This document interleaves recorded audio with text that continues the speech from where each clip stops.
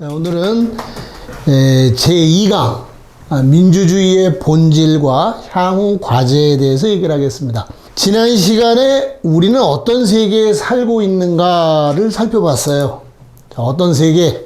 자본주의 사회이고, 그리고 그것이 고도로 발현된 제국주의 사회. 그 제국주의 사회는 세계를 제국주의와 식민지로 나눠놨습니다.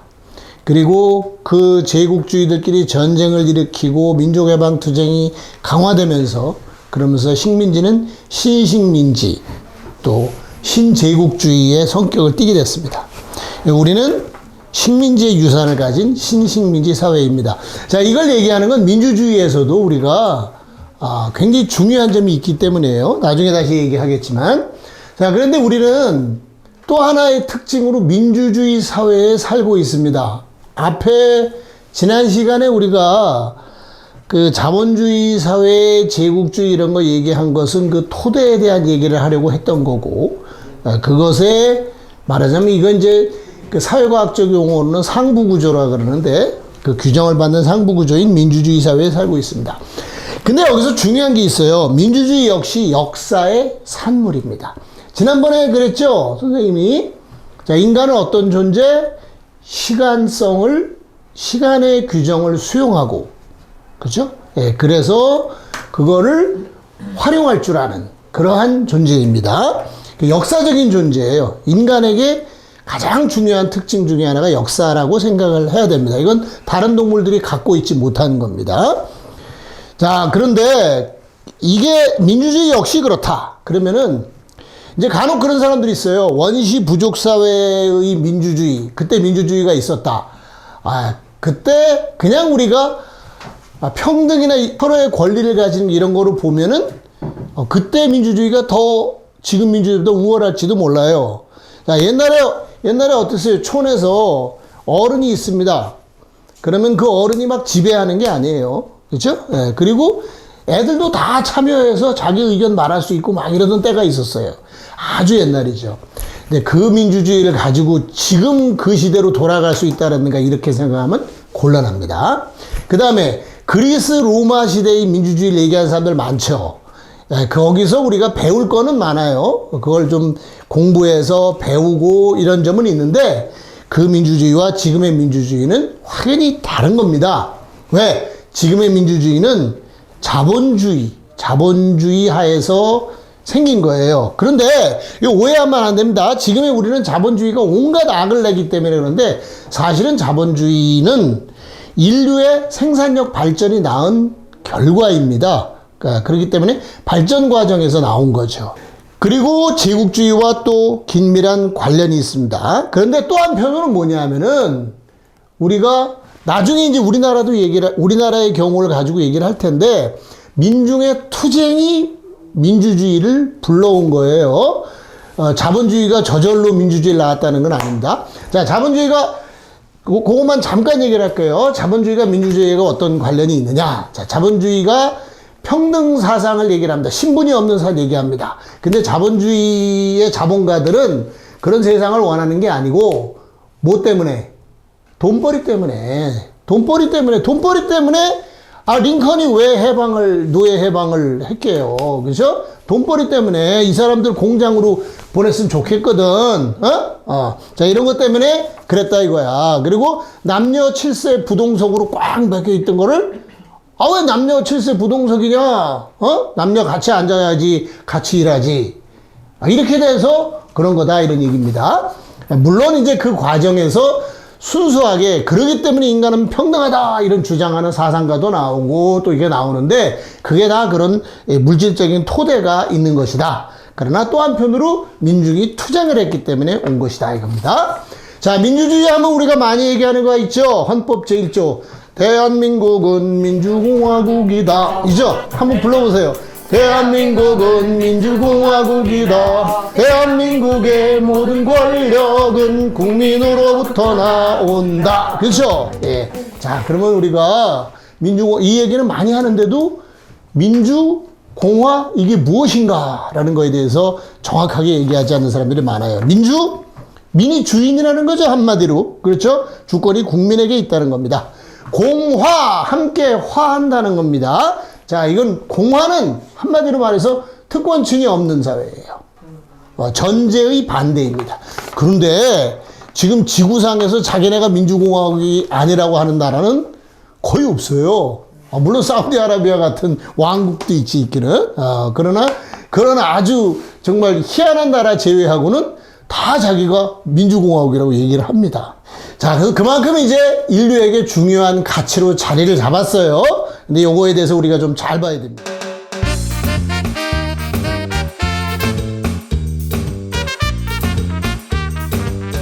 자, 거기 밑에 보면 1번은 체제라고 돼 있고 2번은 권리라고 돼 있는데 요거 헷갈리지 않고 정리할 수 있어야 됩니다. 민주주의는 한편으로는 체제의 문제고 한편으로는 권리 문제입니다. 자, 체제, 주체가 누구냐예요. 누구의 민주주의냐, 누구를 위한 민주주의냐 이거고요. 그 다음에 권리는 우리가 이걸 일반 민주주의라고 합니다. 그리고 누구에게나 있는 권리가 확대돼가는 이런 겁니다. 자, 먼저 체제 문제를 얘기해 볼게요. 근대 이후의 첫 민주주의는 시민민주주의입니다. 시민민주주의. 이거는 부르주아 민주주의예요. 부르주아가 민주주의와 이렇게 생각할 수 있는데, 이게 아까도 얘기했지만, 지금은 부르주아들이 온갖 해악이 있어서 그렇지, 당시에는 자유를 쟁취하기 위해서 싸웠어요. 그런데 거기서 가장 본질적인 건 뭐? 돈벌이. 그렇죠? 돈벌이를 위한 자유예요. 돈벌이 왜 이렇게, 돈 좀 벌라 그러는데 왜 억누르냐 이거죠. 지난 시간에 이미 잠깐 소개했습니다만, 박지원의 양반전에 나오는 부자 보세요.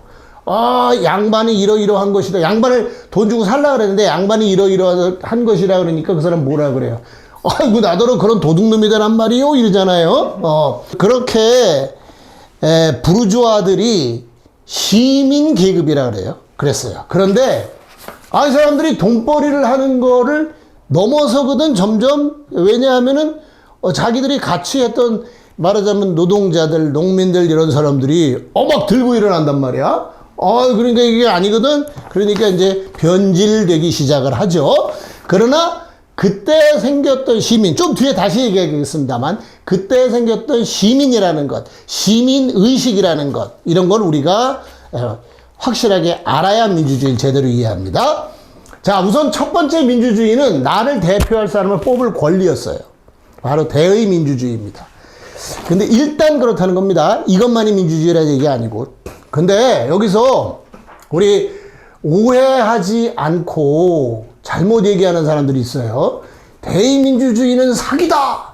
부르주아들의 사기다. 지배층의 사기다. 그런 건 깨부숴야 된다. 하나만 알고 둘은 모르는 사람이에요. 그 대의민주주의도 민중의 투쟁이 없었으면은 안 생겼습니다. 민중이 투쟁하지 않으면은 대충 자기들끼리 이렇게 하는 걸로 됐어요. 그런데 우리 이런 거 확실히 알아야 됩니다. 여러분들, 여자들이 투표권을 가진 게 언제부터예요? 1864년. 나라마다 다른데 20세기 이전에는 여자가 투표권이 나라 한 나라도 없어요. 20세기 이후예요. 20세기 이후입니다. 영국이 물론 제일 빠르죠. 20세기 초예요.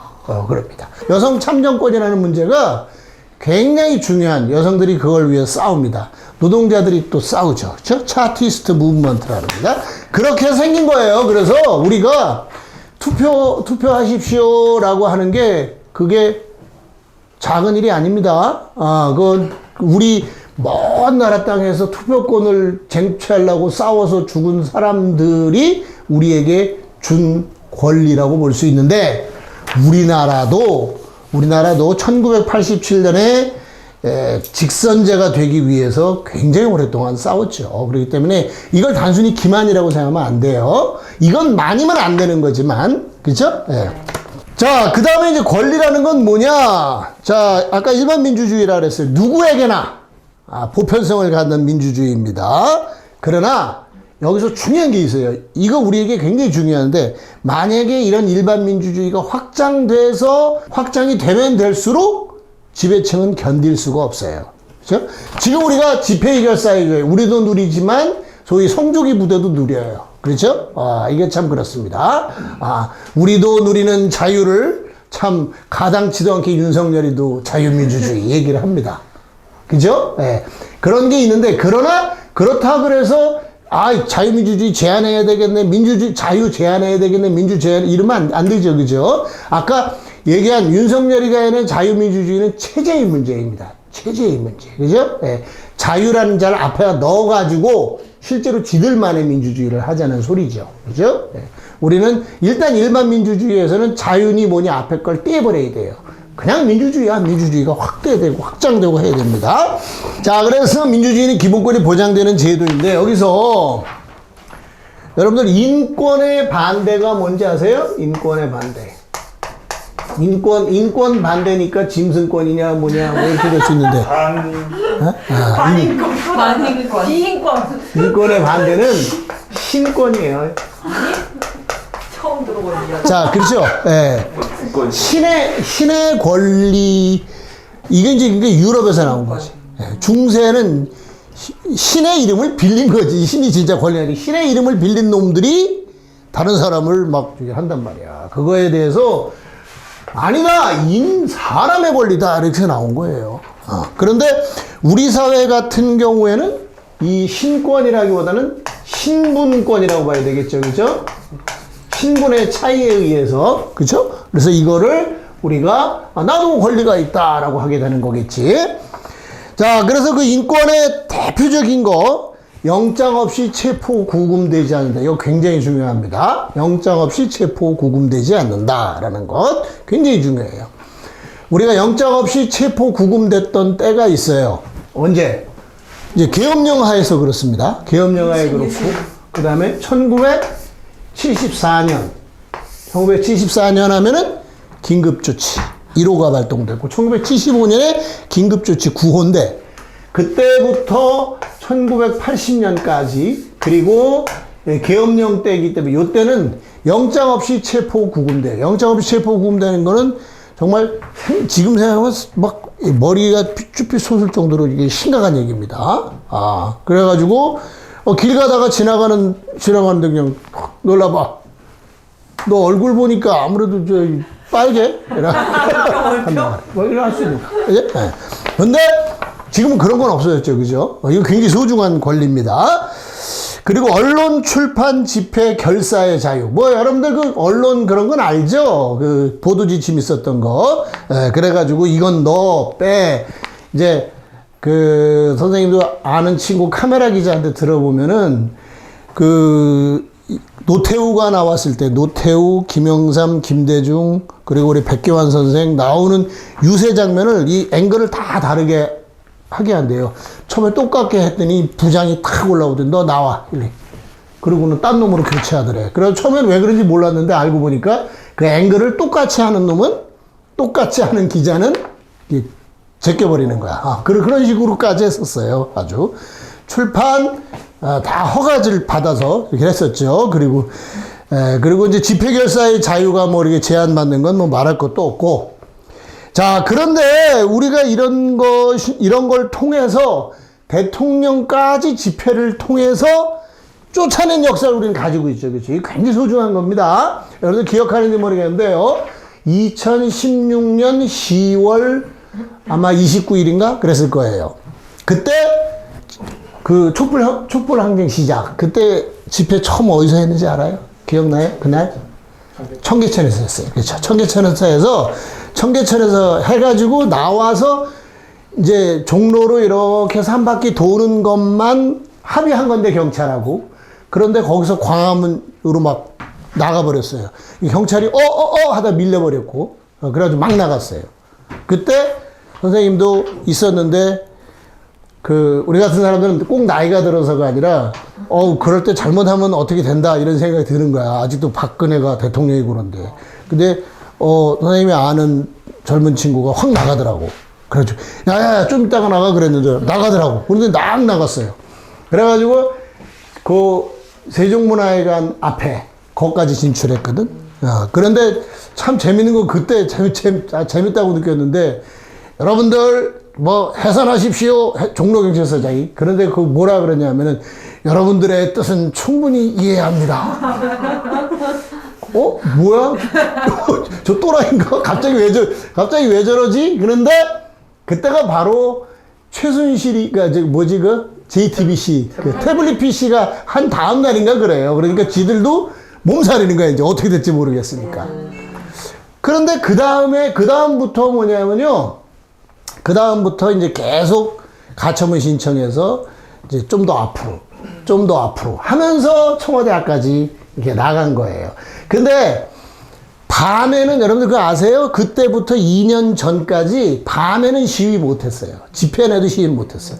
그것도 많은 사람들이 광우병 때 싸우고 이제 여기 당하고 막 이러면서 그걸 따낸 거예요. 그래가지고 법원에서 그걸 따내고서 최초로 헌법재판소에서 그랬죠? 그래서 최초로 그 자유를 얻은 다음에 시위를 했던 기억나는데, 그게 그때 2년 전에 4.19 행사할 거야. 그래서 청계천에서부터 쫙 이렇게 했던 기억이 나는데, 자, 이게 이제 중요하다는 거예요.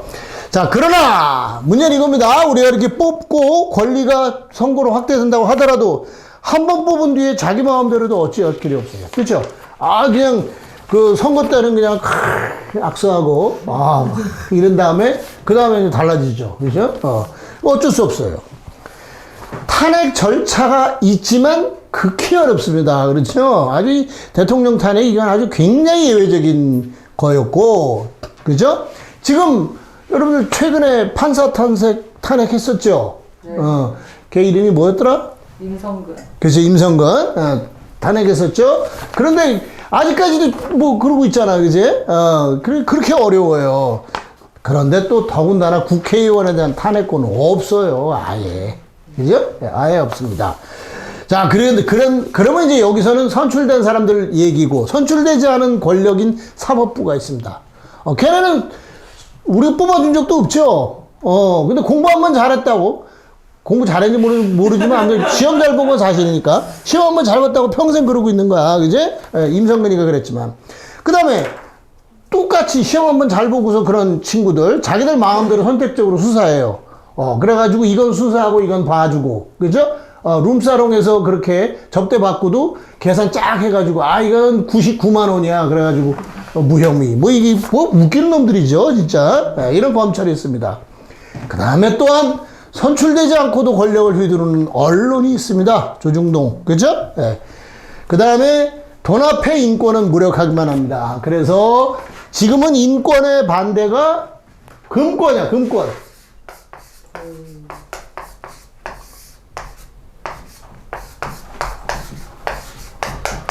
금권이죠. 그죠? 네. 갑질할 자유 있어요. 근데 갑질할 자유는 상당히 줄긴 했죠. 지금, 그죠? 그 법으로도 이제 직장 내 괴롭힘 방지법이 있고, 그리고 또 실제로 사람들이 가만히 있질 않아요. 그죠? 그래서 이제 했는데 여전히 있어요. 있기는. 해고할 자유, 폐업할 자유, 비정규직을 차별할 자유. 자유인데 얘네들에게도 있는 거야, 자유가. 그죠? 그 다음에 많은 노동자가 죽고 다쳐도 기업주는 별다른 처벌을 받지 않습니다. 자, 그러면 이제 그 다음에 아까 시민 얘기했습니다. 자, 여기서 여러분들한테 강조하고 싶은 거 있어요. 입버릇처럼 그렇게 말하는 사람이 있습니다. 그놈이더라, 죽 써서 개 줬다, 세상은 하나도 변하지 않았다. 절대로 아닙니다. 절대로 아니에요. 여기까지 오기 위해서 우리가 수많은 사람이 정말 수십 년, 어쩌면 한 200년, 수천 년 동안 싸워온 그런 과정에 우리가 여기 있고, 여기서 안주하면 안 되고, 여기서 더 나가야 하기 위해서 무엇이 문제인가, 무엇을 우리가 해결해야 되는가, 이거지. 그놈이다, 옛날하고 똑같다, 이런 식으로 얘기하면 안 됩니다. 그러면 곤란해요. 자, 그런 점에서 이제 시민에 대해서 한번 보겠습니다. 자, 시민은 누구냐? 서울 시민, 인천 시민, 이런 시민이 아니죠. 그죠? 아까도 얘기했지만 최초의 시민은 부르주아였습니다. 그러나 그때 생긴 시민의식, 권리의식과 공동체의식인데, 이거를 소중하게 인식하고, 또 그리고 서로 공유하고, 또, 모르는 사람에게는 깨우쳐 주기도 하고, 또 내 스스로도 그걸 알고 이래야 됩니다. 자, 권리의식에서 중요한 것. 자신에게 가해지는 인신구속이나 육체적, 정신적 폭언과 폭행을 거부할 줄 알아야 돼요. 그렇죠? 그거는 무슨, 나를 연행하려고 그러면 영장 있어요? 영장 봅시다. 이렇게 할 줄 알아야 되고. 그렇죠? 그 다음에 그런 그 경찰이나 뭐 검찰이나 이런 것만이 아니고 직장 내에서, 그죠? 자식이 말을 안 들어. 그러고 이러면은 대응할 줄 알아야 돼. 그죠? 그런 거는 옛날에 비하면 굉장히 늘었죠. 그 권리의식은. 굉장히 늘었는데, 여전히 우리가 그래야 됩니다. 언론, 출판, 집회, 결사의 자유를 누릴 줄 알아야 돼요. 그죠? 쫄아가지고 못하고, 괜히 막 이상해. 이러면 안 되죠. 그죠? 그 다음에 노동인권을 누릴 줄 알아야 됩니다. 노동법을 잘 알아서 보장된 권리를 알고 누릴 줄 알아야 되고요. 자, 노동 3권이 뭐냐? 노동 3권 뭐예요? 단결권, 단체 교섭권, 단체 행동권. 그렇죠. 자, 옛날에 데모하는 사람들의 그 70년대, 80년대 데모하는 사람들의 유인물에 보면 꼭 노동 3권을 보장하라 뭐 이게 있었어요. 그랬는데 나중에 이제 이놈들이란 말이 좀 그런데 그 검찰, 경찰들이 위에서 이제 정권에서, 전두환 정권에서, 박정희 정권, 전두환 정권에서 학생들을 이렇게 설득을 해라. 이게 나온 거야. 검사도 좀 참 따분한데 그냥 하여튼 뭐 해야지 그래가지고 했는데 좀 창피한 얘기지만 노동상권이 뭔지 모르는 학생도 꽤 있었어. 데모는 하는데 뭐 그런 거를 구체적으로 공부하고 그러질 않은 거야. 그 노동삼권 뭐 이렇게 하니까 이제 검사가 노동삼권이 뭔지도 모르면서 임마 이렇게 노동상권은 모르지만 전두환이가 광주에서 2천만 학살한 건 압니다. 그 정도 기계가 있어야지, 그죠? 그런데 알아야죠, 그죠? 단결권 뭐예요? 조직할 수 있는 권리지, 그치? 노조를 만들 수 있는 권리야. 한마디로 하면 노조를 만들 수 있는 권리예요, 그죠? 단체 교섭권, 그 노조를 만들어서 교섭을 할 수 있는. 단체 행동권, 근데 말 안 들으면 행동을 보여줄 수 있는. 그죠? 이래야 되는 겁니다. 자, 그 다음에 권리의식만이 중요한 게 아니에요. 여기에 치우친 걸로 우리가 자꾸 유럽을 부러워하고 우리나라 사람들을 비하하는 그런 생각들이 있는데 아닙니다. 공동체의식. 우선 공동체를 위해 올바른 대표자를 선거해야 됩니다. 그죠? 올바른 대표자를 선거하려고 하는 의식. 굉장히 중요하죠. 공동체의식은. 그 다음에 선거만 하고 말 것이 아니라 끊임없이 감시와 견제를 할 수 있어야 됩니다.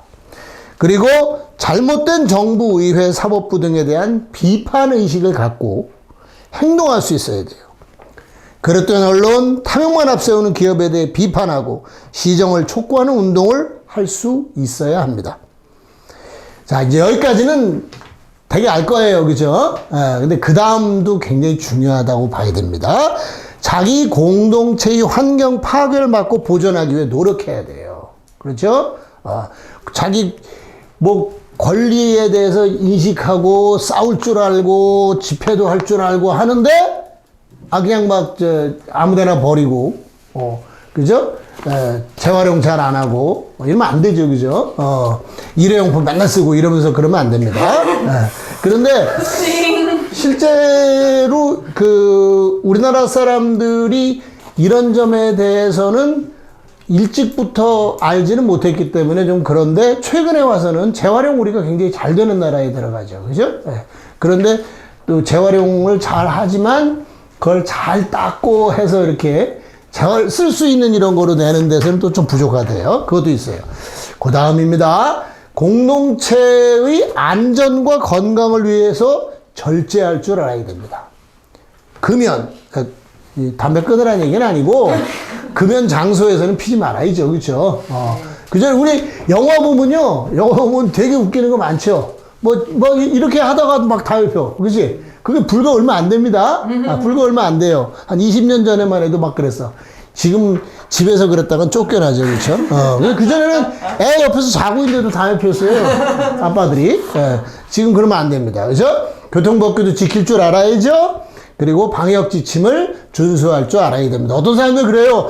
우리가 언제부터 그렇게, 관료들의 말에 따라서 움직였냐. 그 마스크 안 써! 뭐 이러고, 네 명 뭐야?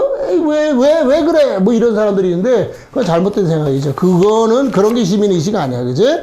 시민의식은 공동체의 안전과 건강을 위해서 절제할 줄 알아야 합니다. 자, 여기서 우리나라가 유럽에 비해서 확고하게 뛰어난 점이 있어요. 그죠? 이게 공동체 의식이다. 이게 바로 중요한 민주의식이다. 시민의식이고입니다.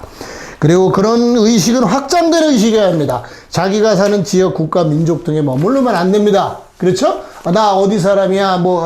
그래서, 우리 고향 사람만 그러고, 저쪽 지역 사람들은, 이렇게 하면 안 돼요. 그죠? 그 다음에, 우리가 여기서 확장돼서, 우리가 일본 시민, 중국 시민, 또 저기 아프리카 시민, 아프리카 국민들 이런 사람들을 우리하고 차별하려고 하면 안 되죠, 그렇죠? 그래서 세계 시민의 의식을 지닐 수 있어야 한다. 자, 여기까지가 이제 지금까지 얘기를 했던 그 민주주의의 좀 일반론이었다면 이제 우리나라 얘기를 해보겠습니다. 우리나라. 지난 시간에도 얘기를 했는데 나라라는 것, 그렇죠? 나라라는 것은 공동체입니다.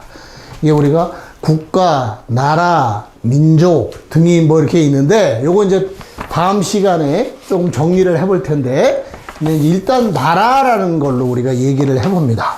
자, 그러면 지금 시기 우리나라에 맞는 민주주의가 무엇인지 알아보자. 자, 전근대 사회 민중의 투쟁이 있었습니다. 세도 정치 여러분들 다 알죠? 우리 19세기는 세도 정치로 시작이 되었어요. 그들과 처음 맞선 투쟁이 홍경래인안. 홍경래인안은 서북지방 평안도에서 나섰던 거죠. 그렇죠? 그 한 몇 달 걸리다가 결국은 진압이 됐습니다. 근데 거기 보면 이제 대원군의 집권 나온 대원군이 그 여러분들 혹시 뭐 드라마나 이런 거 통해서 많이 알 거예요. 대원군이 어떻게 해서 집권을 하게 되죠? 대개 이렇게들 많이 알고 있어요. 대원군이 왕족인데 당시 왕족은 막 쫓기고 김씨 집안에서 이렇게 쫓아내고 그리고 막 죽이기도 하고 귀양 보내고 이랬어요. 대원군이 굉장히 속이 깊은 사람이야. 이놈들 앞에서 완전히 그런 좀 한심한 인간 노릇을 하자. 그래가지고 맨날 술 먹고 막 이렇게 하고 그러면서 은밀히 생각을 했다는 거야. 그리고 이제 왕이 그 전에 왕이 철종이죠. 강화도령. 그래서 강화도에서 나무꾼 하던 사람 붙잡아 와가지고 왕을 시켰어.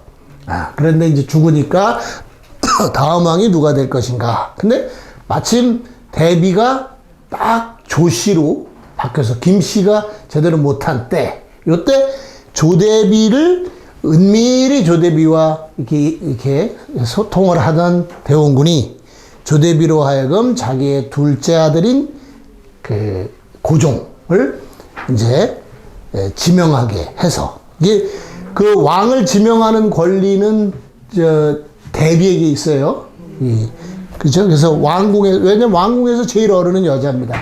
그러니까 우리가 이게 이제 여자들 권리에 관한 문제는 또 우리가 저기지만 잘못 알고 있는 것들이 있는데 옛날에 조선시대가 전근대 사회에서 집안에서 제일 어른이 남자일 것 같아요? 여자일 것 같아요? 여자예요. 왜 그런가? 왜 그래요? 애기를 낳을 수 있었어. 아니, 여자가 오래 사니까. 제일 어른 한 사람. 오래 살고 제일 어른. 할아버지는 돌아가셨고 할머니만 계셔. 아니, 아버지가 제 아무리 그래도 자기 어머니한테 어떻게 할 수는 없잖아. 그리고 여자들이 그래서 그런 살림이나 이런 거를 챙기고 그랬어요. 토지에서 보든 뭐 혼불에서 보든 딱 알 수 있어요. 그 분들이, 여자들이 저기를 합니다. 이거는 그렇다 그래서 그 여성들의 권리가 컸다라는 말은 아니에요. 그런 말은 아니고. 근데 왕궁도 그래요. 제일 어른이 여자지. 왜냐면 왕은 죽었고, 그지? 왕들은 이렇게 해서 일찍 죽고, 그 어머니 이런 사람들이 살아있단 말이야. 대비. 그래서 이 왕을 지명하는 권리는 그 사람에게 있는 거예요. 그래서 이제 왕이 죽으면 그 옥새가 재빨리 이제 대비한테로 와. 그래서 이제 사람이 안 가. 그래가지고 대원군, 그때는 대원군은 왕의 아버지라는 뜻이에요. 흥선군이지. 그 흥선군 이항한테 이제 저기를 해서 그 다음부터 이항이 딱 이제 다시 이제 그 제대로 이게 본 모습을 보이면서 안동김 씨를 숙청해 나갔다. 이게 이제 그 드라마 이런 데서 많이 나오는 얘기입니다. 뭐 완전히 틀린 말은 아닌데 그건 민중의 역사를 잘 모르는 얘기예요. 대원군이 권력을 잡은 이때가 1863년, 4년 요때인데 그 직전에 소위 우리가 보통 진주 밀란이라고 얘기를 하는데 진주에서 농민 봉기가 일어났고 그게 전국적으로 확대됩니다. 그 다음에 그때 또 그 전에 뭐가 생기느냐? 바로 동학의 최재우, 수훈 최재우 선생이 이제 동학을 포교하기 시작을 해요. 그죠? 그러면서 사람들이 굉장히 그런 분위기가 달라지기 시작을 합니다. 자, 이런 거 하에서 대원군이 집권할 수 있게 되는 거예요. 왜냐면 당시 집권 세력은 그런 점에서 타격을 받는 거죠. 한 가지만 더 예를 들게요. 이 직접적인 아니지만 여러분들 정난정이 알아요? 혹시? 윤원영 문정대비라고 있는데 나중에 조기 책 있으니까 한번 봐봐. 자, 그 인종이 죽고 명종 때예요. 명종이 어려서 인종하고 명종이 이제 이복 형제인데 인종은 일찍 죽어요. 그러면서 이제 명종이 어려서 왕이 됩니다. 그 사람을 그 수렴청정이라 그러죠. 발 착 내려 발. 그게 이제 문정 왕후였던 문정대비인데 그 사람이 이제 저기를 하고 이 사람이 윤씨야. 그 윤씨, 이 사람의 오래비 윤원영이라는 사람이 그 권력을 휘두릅니다. 그런데 이 사람이 권력을 휘두르는데 그때 이 사람의 애첩이라고 부르는 게 정난정이라고 아주 그 역사 속에서 말하자면 요녀로 불리는 사람이야. 근데 온갖 나쁜 짓을 많이 해. 그랬는데 그 대비가 죽어요. 죽고 나니까 윤원영이가 실각해. 그것도 역시 우리는 왕조사, 왕궁사로만 얘기를 하면은 대비가 죽었기 때문에 얘가 권력을 잃었다고 잘못 알기 쉬운데 당시에 굉장한 민중의 투쟁이 있었습니다. 그 사람이 여러분도 다 아는 유명한 임꺽정이에요. 임꺽정이 황해도 쪽 일대에서 3년간이나 9월산에서부터 3년간이나 투쟁을 합니다. 그러면서 그 북으로 가는 그 복물들 이런 거를 다 북에서 오는 이런 거를 차단하고 이러거든. 그게 3년이나 돼요. 막 이 권력이 흔들릴 수밖에 없는 거야. 그러면 반대파가 이제 그 당시에는 그렇게 해서 그걸 뒤엎는 민중의 세력은 없죠. 그러니까 반대파가 되는 거야. 그런 과정이 전근대 사회에서부터 있었다라는 거를 우리가 꼭 알아야 된다 이런 얘기입니다. 자, 그 다음에 이제 동학농민운동은 잘 알죠? 갑오농민전쟁이라고도 합니다. 자, 요게 세계사의 그 민주화 근대 사회가 되는 데의 보편성인데 바로 농민전쟁이에요. 지난번에 얘기했지만 농민이 소생산자라 그러죠. 이 사람들이 분화되는 과정에서 일어나는데 이 사람들이 봉기를 합니다. 그거는 독일, 프랑스, 영국 이런 데서 다 일어나요. 그리고 그거를 농민전쟁이라고 보통 부릅니다. 우리나라에서도 있었던 거예요. 그 우리나라에 있었던 게 이제 홍경대난은 이제 지역의 토고들하고 결합돼서 저기 됐지만, 그리고 아까 얘기한 진주 농민봉기, 진주에서부터 시작돼서 전국적으로 확산. 그 다음에 동학농민전쟁입니다. 자, 이 동학농민운동 또는 동학농민운동이 지금 이제 공식적인 명칭이고, 우리가 5.18 광주민주화운동, 이게 법적인 공식적인 명칭이죠. 근데 우리는 광주민주항쟁이라고 많이 부르잖아. 그것처럼 이제 동학농민운동은 사실 동학농민항쟁, 뭐 이런 거가 더 맞는 말일 텐데, 현재 교과서적인 용어는 동학농민운동입니다. 자, 그런데 동학농민운동은 조금 다른 의미가 또 있어요. 뭐냐면은, 그래서 들고 일어났어요. 그래서 당시에 탐관오리 쫓아내고 막 그냥 해서 일시적으로 권력을 잡았어요. 지역적으로. 그죠? 예, 전주에서 집강소라는 걸 하고 거기서 막 개혁을 실시하고 이럽니다. 근데 이 사람들이 누구한테 진압을 당해요? 관군한테 진압당하는 게 아니고 일본군한테 당하죠. 일본군한테. 그죠? 그래서 자, 동학농민운동에서 내세운 건 뭐냐? 일단 반봉건. 봉건에 반대하는 거야. 그 다음에 이게 봉건에 반대를 하려고 했는데 이게 안 되겠더라. 우리가 일단 관군하고는 화약을 맺었어요. 당시에 왕조하고는. 그랬는데 그거를 방해하고 우리를 치려고 나오는 놈들이 나와. 지들끼리 싸웠어요. 청나라하고 일본하고. 그게 청일전쟁이죠. 그죠? 그런데 거기서 일본군이 이겼어. 그러고 난 다음에 이놈들이 농민군을 진압하려고 들어. 그래서 안 되겠다. 두 번째. 반외세. 반외세. 그죠? 네. 자, 우리가 역사 앞에서 겸손해져야 되고 깊이 생각을 해야 되는데 옛날 사람들이 뭐 아무것도 모르는 것 같고 뭐 이런 것 같지만 전혀 아닙니다. 지난 시간에 그런 얘기를 했죠. 세계를 바꾸려는 사람들의 그러한 활동과 생각은 뿌리 뽑히지 않는다.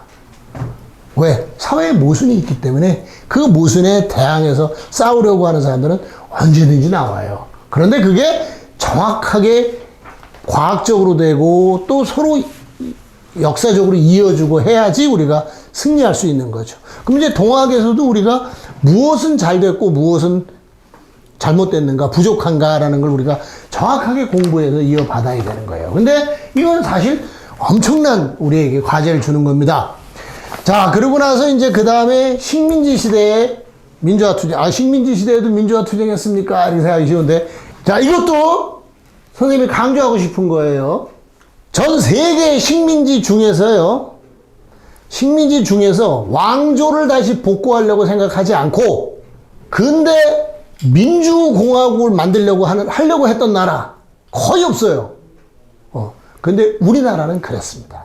우리나라에서 약간 왕손 하나 데려다가 어떻게 해보자 이런 사람도 뭐 있긴 있었다 그래. 그러나 기본 주류는 뭐야, 사람들이.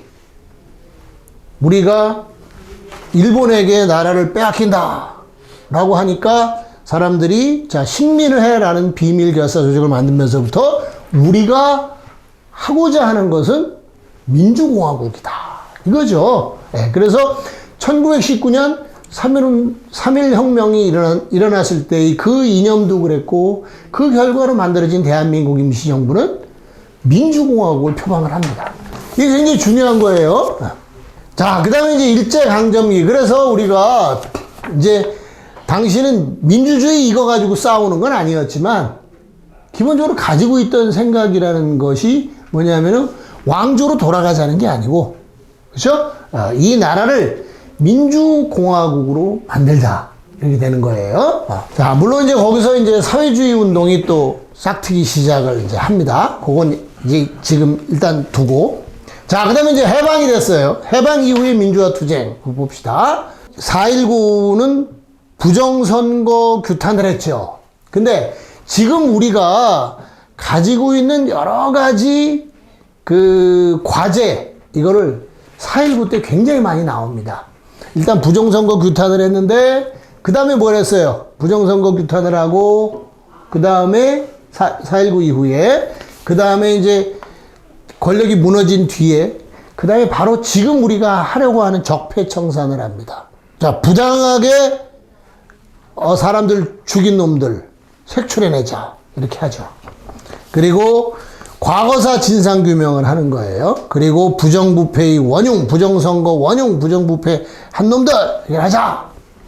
그리고 친일단죄를 청산하자. 자, 근데 미기적거려 당시 민주당 이놈들이. 에? 그것도 똑같아 지금하고. 미기적거려 그러면서. 왜냐하면 지들도 한 발은 걸쳐 있는 놈들이 많거든. 어? 그러니까 그래요. 그때 학생들서부터 쫙 나온 게 뭐냐. 우리의 원흉, 우리의 문제는 결국 분단이다. 그리고 이 분단을 강고히 하고 있는 미국 놈들이다. 그래서 분단을 극복하고자 하는 것이 학생들 속에서부터 나오기 시작을 합니다. 학생들과 당시 혁신계 인사들 통해서 나와요. 그래서 그때 아주 유명한 구호가 나오죠. 가자 북으로 오라 남으로 만나자 판문점에서 이 땅이 네 땅인데 오도 가도 못하느냐. 이게 나오기 시작을 합니다. 그리고는 얼마 안 있다가 이제 군바리들이 나오죠. 박정희가 나옵니다. 그래서 우리가 가장 핵심적이고 본질적인 것은 당시의 민주적인 열기가 통일과 반미 자주화로 갈까봐 그거를 막으려 했던 게 친일 군부들입니다. 이걸 뭐 이라쿵저라쿵 해서 하는데 간단하게 하면 그거예요.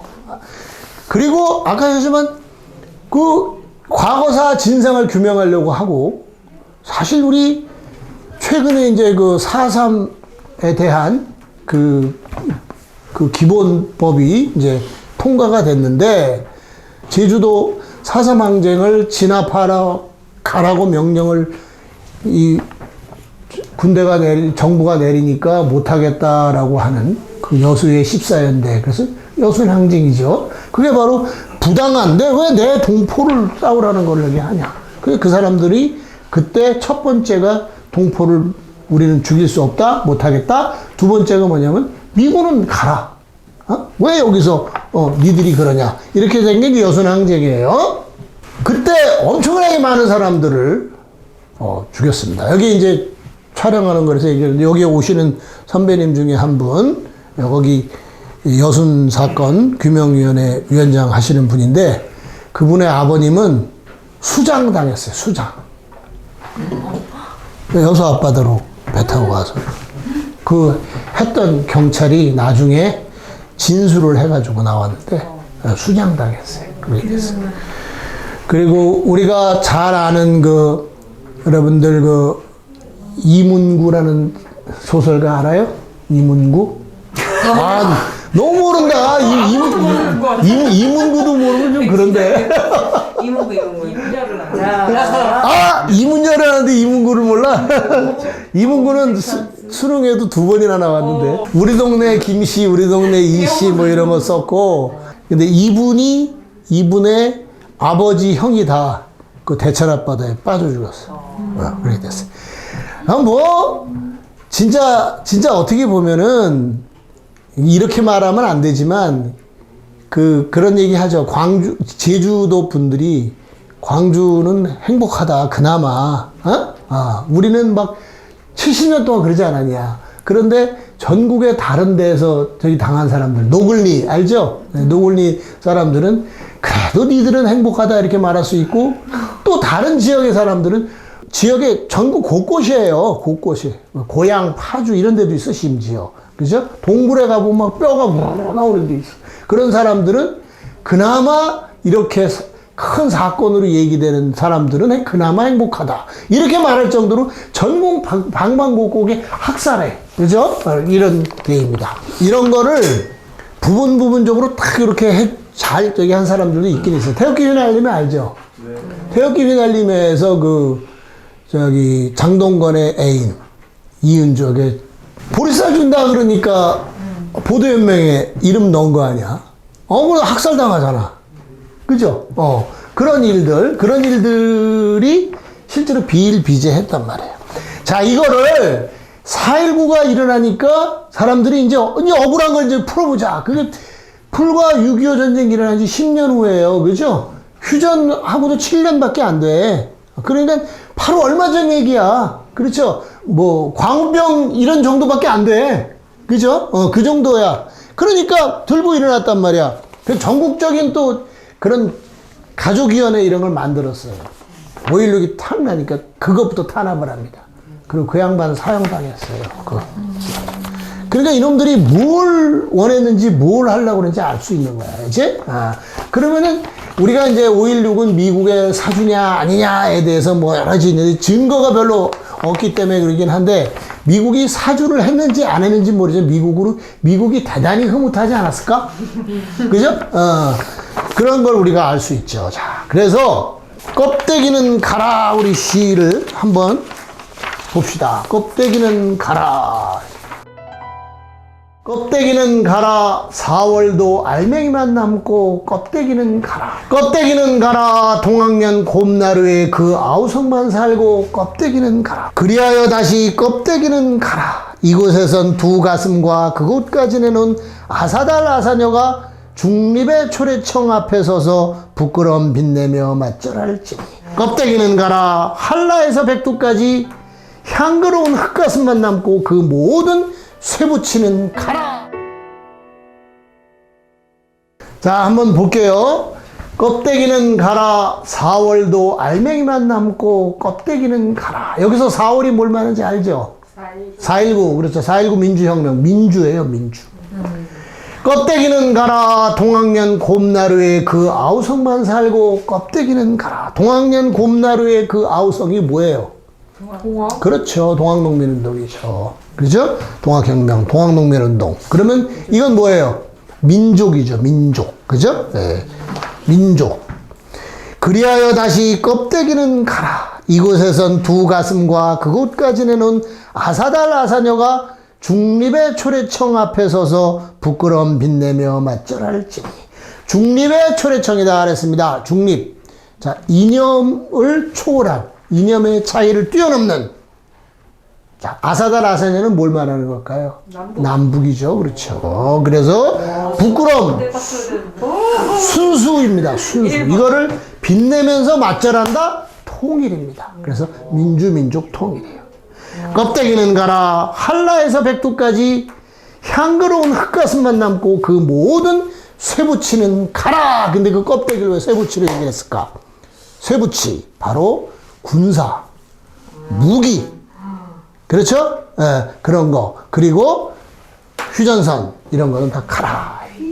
그죠? 네, 이겁니다.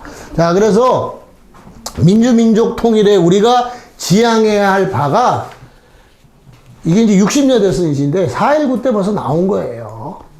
그죠? 요즘 우리가 이제 뭐 순서를 바꿔 자주민주 통일로 얘기를 하지만 민족 통일. 이거지? 민주주의는 우리의 민주주의의 운동은 바로 부딪힐 수밖에 없는 거야. 외세와. 그죠? 그러니까 그리고 분단의 문제와 그래서 민족 통일 이 문제로 발전해 나갈 수밖에 없는 거야. 그러니까 그거를 억압하려고 하는 그런 군부 세력들이 또는 이 독점 자본들이 친외세 세력들이 그걸 억압하기 위해서 끊임없이 그러는 겁니다. 그죠? 네. 자, 이게 이제 신동엽의 껍데기는 가라라고 하는 시입니다. 자, 재밌는 것은요, 선생님이 학교 다닐 때인데 1970년대 말에 이거를 이 시를 가지고 이게 무슨 문학이냐, 선동구 이러고 나온 사람이 있어요. 김동리. 그러면서 이걸 가지고 공격을 했어요. 그리고 지금은 얼마 전에 한 2년 됐나? 돌아가신 분인데 정두원이라고 있어요.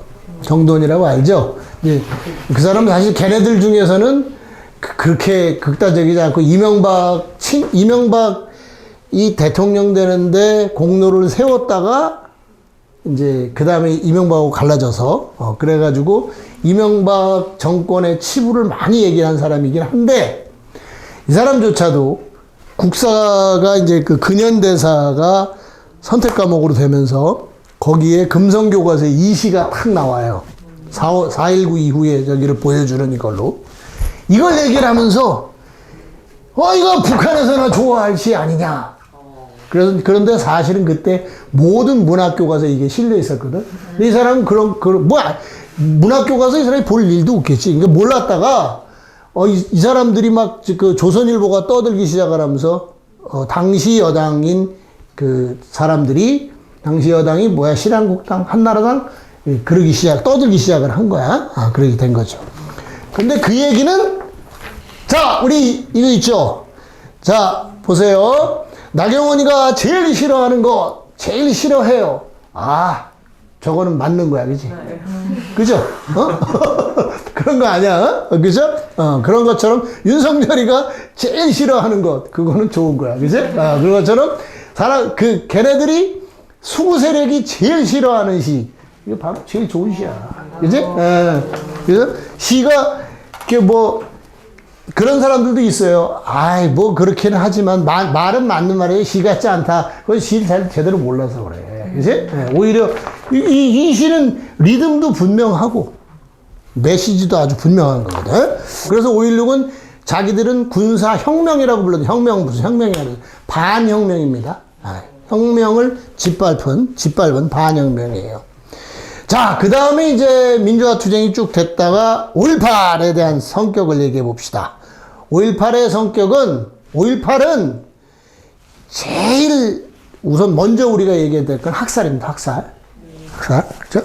이 학살이라는 게 이게 연원이 길어요. 사실 우리가 베트남 전쟁에서도 우리가 민간 학살을 많이 했다고 얘기를 하죠. 그죠?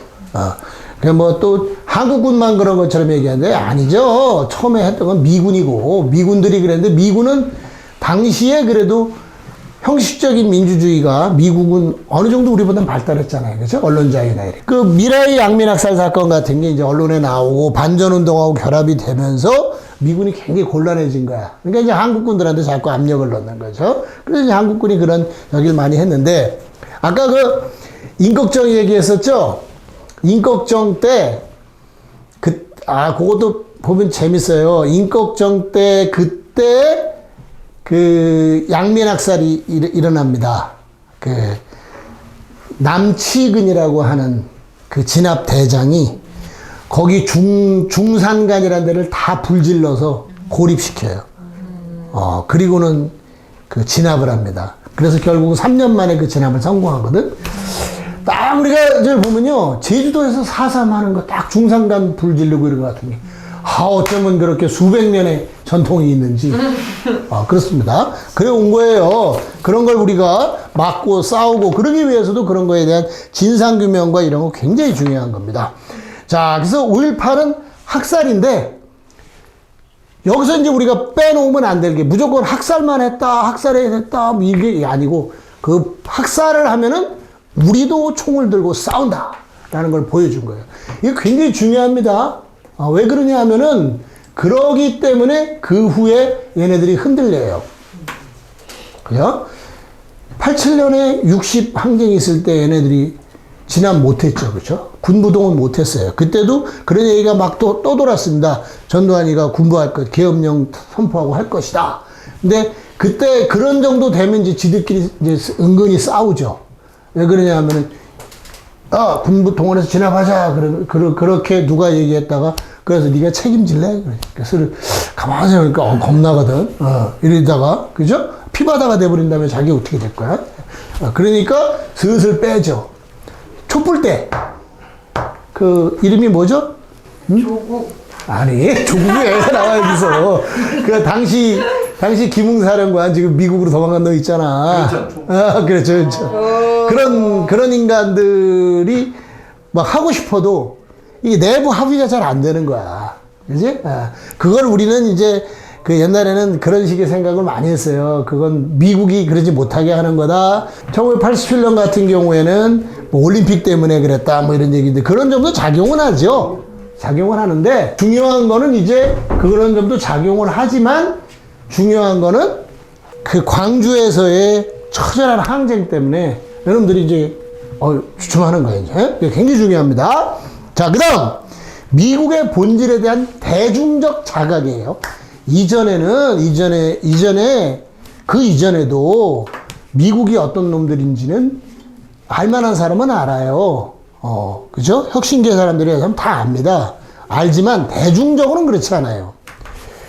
우리 지금까지 증언을 보면요, 광주에서 이제 막 학살당하고 이럴 때 총 들자 이러고 그랬는데, 미국 항공모함이 부산으로 왔다. 미군이 우리를 지원해 준단다. 그런 얘기 들어봤죠? 그런 얘기들 했대요. 그렇게 미국에 대해서 우호적인 생각을 가진 거예요. 그런데 아니더라 라고 하는 게, 그 다음에 이제 미문화원 방화, 미문화원 점검, 그리고 미국에 대해서 적어도 미국은 책임을 져라! 전두환 정권의 학살에 대해서 책임을 져라, 얘기를 해라 라는 게 대중적으로 나오기 시작하는 거예요. 대중적으로. 그리고 대중에게 얘기도 할 수 있게 된 거고. 그게 한 발 한 발 걸어와서, 오늘까지 온 거죠. 그러니까 이제 지금은 뭐 미군 철수, 옛날에 미군 철수하면 살 떨리는 얘기지. 그건 언제 가서 죽을지 모를 얘기예요. 거기다 우리가 무서운 건 그거야. 잡혀가는 게 무서운 게 아니고 우리 이웃들이 외면하는 거야.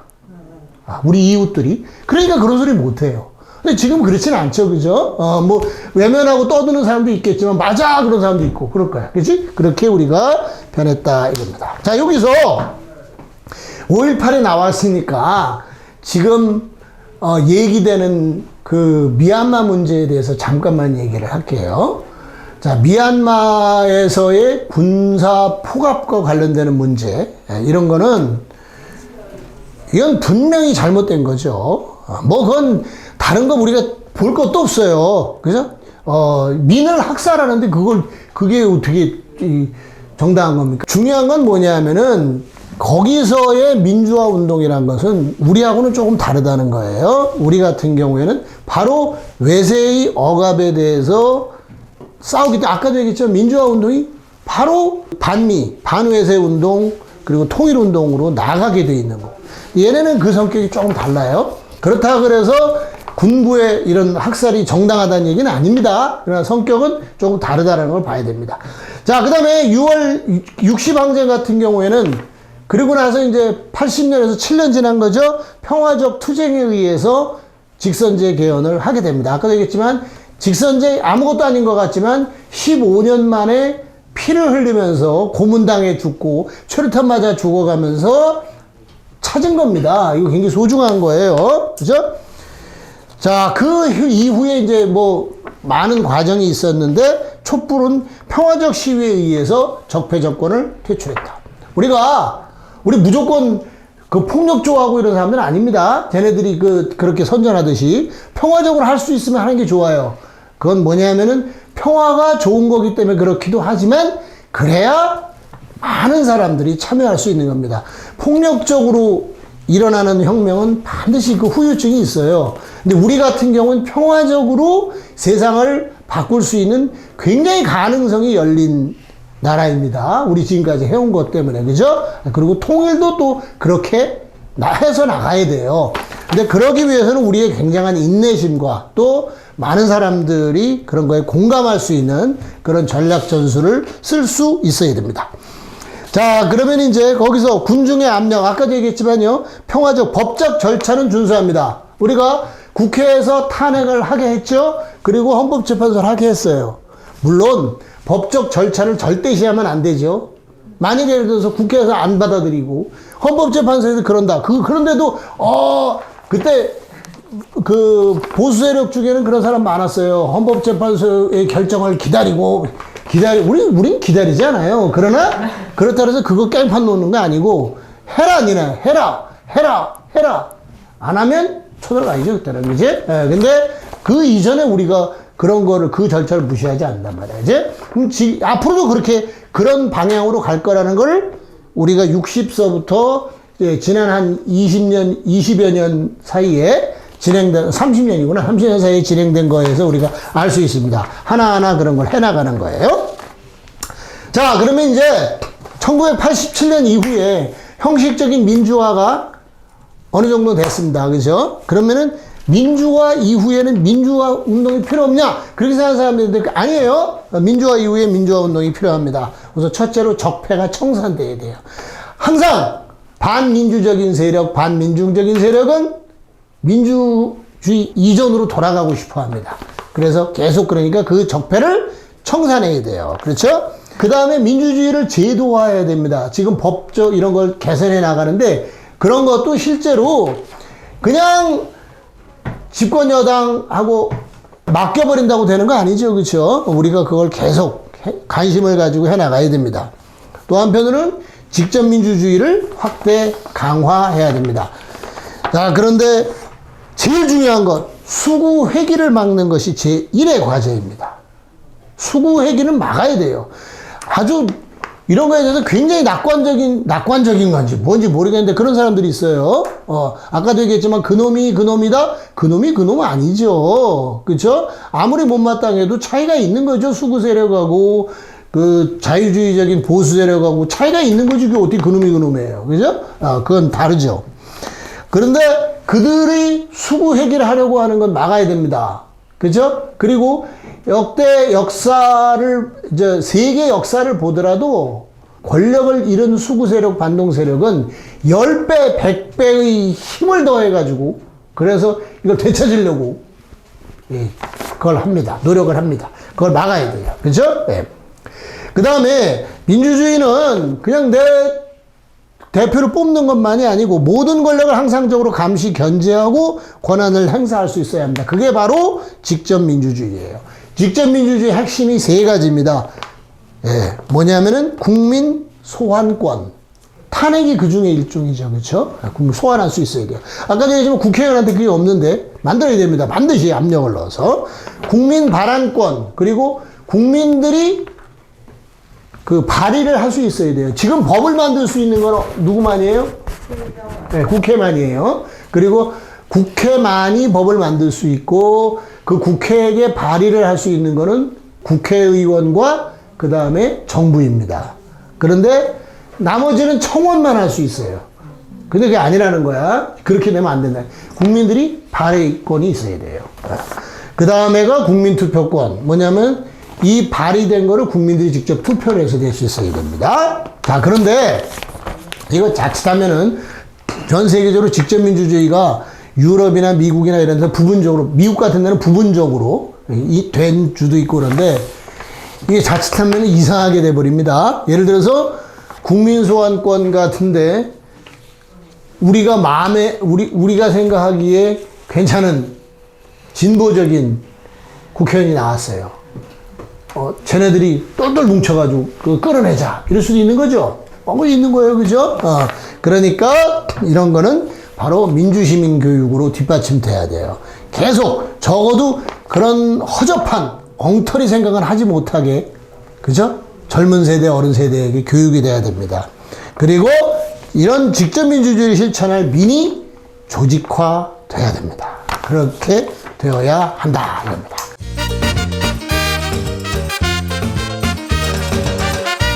아까 민주주의의 여러 가지 방식이 있다고 하는데 제가 궁금한 건 보수 진영에서 자유민주주의를 주장 많이 하잖아요. 그들이 주장하는 개념은 뭐고 그거의 본질은 뭔지 좀 얘기해 주세요. 사실은 자유주의하고 민주주의는 결합될 수가 없는 거예요. 결합될 수가 없죠. 왜냐하면 자유주의라는 것은 자유를 갖자 이거거든. 그게 이제 아까도 얘기했지만 부르주아 민주주의에서 이제 탄생이 된 건데 자유가 중요한 거야. 무슨 주의라는 건 말이에요. 자, 우리가 뭐 민족주의, 뭐 자유주의. 자, 이건 무슨 말이냐? 주의는 일종의 이데올로기거든요. 체계적인 거죠. 그렇죠? 그럼 뭐냐면은 민족을 제1의 가치로 생각을 하는 거예요. 이건 자유를 제1의 가치로 생각하는 겁니다. 그렇기 때문에 이건 항상 평등과 갈등이 될 수밖에 없어요. 그죠? 네, 갈등이 될 수밖에 없습니다. 그러니까 민주주의는 민이 주인이 되는 거를 제1의 가치로 생각을 하는 겁니다. 그죠? 그러니까 민이 제1의 가치가 된다면은, 민이 주인이 된다면은, 그러면은 자유를 주장하는 사람들은 자유가 침해당한다 이렇게 생각할 수밖에 없어요. 이걸 짬뽕 시켜놨어요. 여기다가. 그죠? 사실 이 사람들은 자유주의를 얘기하고 싶은 거예요. 그죠? 네. 그런데 그나마 우리나라 같은 경우에는 진짜 우리나라에서 이 자유민주주의 주장하는 애는 웃기는 애들이에요. 자유를 억압하던 놈들이. 그죠? 자유를 제일 억압하던 놈들이, 자유를 뭐 이렇게, 그런 거죠. 예? 그렇게 차이가 나는 겁니다. 예. 다른 세계 다른 나라에 비해 민주주의 역사가 저희 나라가 좀 짧은 편이잖아요. 네. 하긴 87년 이후라고 볼 수 있으니까. 근데 그거와 그런 역사가 짧음에도 다른 나라들에 비해 민주의식, 이 민주 시민의식이 엄청 높은 편으로 보여지는데 왜 그렇게 될 수 있었는지. 아까도 얘기했지만 민주주의를 역사로 얘기를 이제 역사적인 거로 얘기한다면 근대 자본주의의 산물이라 그랬잖아요. 그게 토대가 돼서 생긴 거란 말이야. 물론 사상적으로 그 이론을 만든 사람들, 싸워온 사람들, 민중의 투쟁과 이런 게 있지만 기본적인 토대는 그렇단 말이에요. 그러면은 실제로 민주주의, 우리가 말하는 민주주의 역사가 좀 길다라고 하는 나라는 다 제국주의야. 제국주의와 그 다음에 제국주의에게 침탈받지 않을 수 있었던 그런 그 북유럽 이런 데들이고, 그지? 그런 거야. 그렇지 않은 나라들은 식민지야, 그지? 그러면 식민지에서 싸워가지고 민주주의를 또 저기 하는 거야. 우리 그 많이 얘기하는 거에서 잘못 얘기되는 거, 민주주의를 뭐 미국이 갖다 줬다는 등 외국이 줬다는 거 참 많은 소리지. 그런 소리가 아니고, 아까도 얘기를 했지만 미국이 이 땅에 들어오기 훨씬 전서부터 우리 민주공화국을 하겠다는 사람들의 생각이 있었다는 거예요. 그러면은 그게 알게 모르게 이제 뭐 개화운동이나 또 동학이나 이런 거 통해서 우리 나름대로의 민주주의의 그런 생각이 있었는데 그게 이제 서구식 민주주의의 기본 이론하고 이렇게 결합이 되면서 이렇게 된 건데, 그런데 아까도 얘기했지만 권리의식에 대해서 우리가 좀 약한데 공동체의식에 대해서 강한 편이에요. 이게 그거에 대해서 이제 무슨 쌀농사 때문에 그렇다, 별 얘기도 다 해. 유교문화 그렇다, 이모작. 쌀농사, 최근에 그 서강대 어떤 교수가 그런 이론을 냈는데, 그런 것까지는 우리가 그건 그냥 그럴 수도 있겠다 하면 넘겨버리면 되는 거고, 저는 지금 역사에서 봐야죠. 그쵸? 역사. 그런데 아까도 얘기했지만, 진주에서부터 일어났던 농민 봉기, 그리고 동학농민운동, 3.1운동 이런 거의 연장선에서 본다면 우리 민족이 그런 걸 계속 추구해 왔다. 이렇게 봐야 되고 그거의 연장으로 저기를 봐야 된다는 거예요. 그리고 우리의 민주주의는 민족 자주와 항상 결합이 돼서 왔다. 그게 동학서부터 반봉건 반회에서로 나왔으니까. 그죠? 그 얘기고. 그래서 이제 질문했으니까 아까 그 점을 강조 안 했던 것 같은데, 요즘 그 삼인주의에, 지난 시간에 삼인주의 잠깐 얘기했는데, 거기에 자꾸 경도되는 사람들이 있어요. 독일에서 배우고, 그러니까 유럽에서도 게르만어권이라고 하는 독일, 오스트리아 이런 나라들하고 북유럽하고가 상대적으로 삼인주의가 발달하고 이 복지가 발달된 건 맞아요. 그런데 기본적으로 민주주의의 과제가 달라요. 다르다는 거야. 우리는 그들의 제도에서 우리가 따르고 이럴 건 있지만, 우리의 민주주의가 민족 자주로 발전시켜 나가는 게 중요한 거지. 그래서 통일이 되고 민족 자주가 되는 게 중요한 거지. 여기 내에서 나만의 국한된 그 복지사회를 만들겠다는 건 되지도 않고 또 그런 생각은 바람직하지가 않은 거예요. 그죠? 네. 그 점을 우리가 분명히 생각을 해야 됩니다. 그래서 지난 시간에도 얘기했지만 삼인주의가 꼭 나쁘다는 게 아니고 그건 그들의 길이고 우리의 길은 아니다. 그렇죠. 네.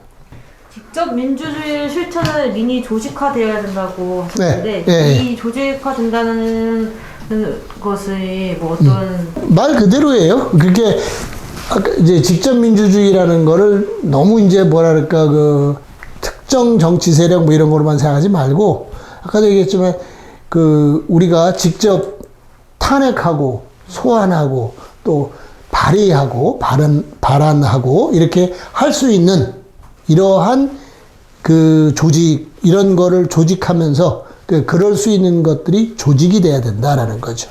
그러니까 이제 쉽게 얘기하면 우리가 이제 여러분들도 이제 각자 활동을 하면서 우리가 일반 많은 시민들, 국민들이 이러한 그 민주주의를 위한 그런 정치 운동에 뛰어들 수 있게 하는 그런 조직, 이런 것들을 해야 된다. 이런 의미입니다. 네.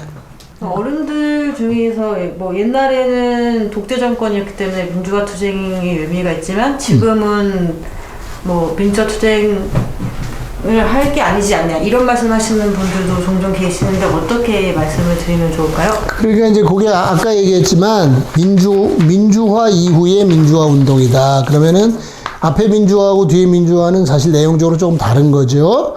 그래서 가장 중요한 거는 실제로 박근혜를 끌어내린 것도 당시 민주당이 한 게 아니거든. 민주당 되게 소극적이었어요. 알잖아. 그지? 예. 그러면은 지금도 온갖 적폐들에 대한 청산, 사실 이런 것들도 사실은 시민이 나서서 저걸 해야 된다. 그죠? 그런 거죠. 그러기 위해서도 그게 바로 민주화다. 그러면은 그 민주주의를 더 확실하게 하기 위해서 제도를 개선해야 되고, 적폐를 없애야 되고, 제도를 개선해야 되고, 그죠? 그리고 직접 참여할 수 있는 이런 걸 많이 만들어야 된다. 그렇게 되죠. 그래서 민주주의의 내용에 대해서 설득할 수 있어야지. 자, 그래서 오늘 민주주의에 대해서 쭉 얘기를 했고, 다음번에는 이 민주주의 또 역사의 진보 이런 거에 대해서 실천할 주체, 바로 민족입니다. 민족에 대해서 이야기하도록 하겠습니다. 예, 수고하셨습니다. 네. 강의가 좋으셨다면 구독과 좋아요. 알림 설정까지 부탁드립니다. 와!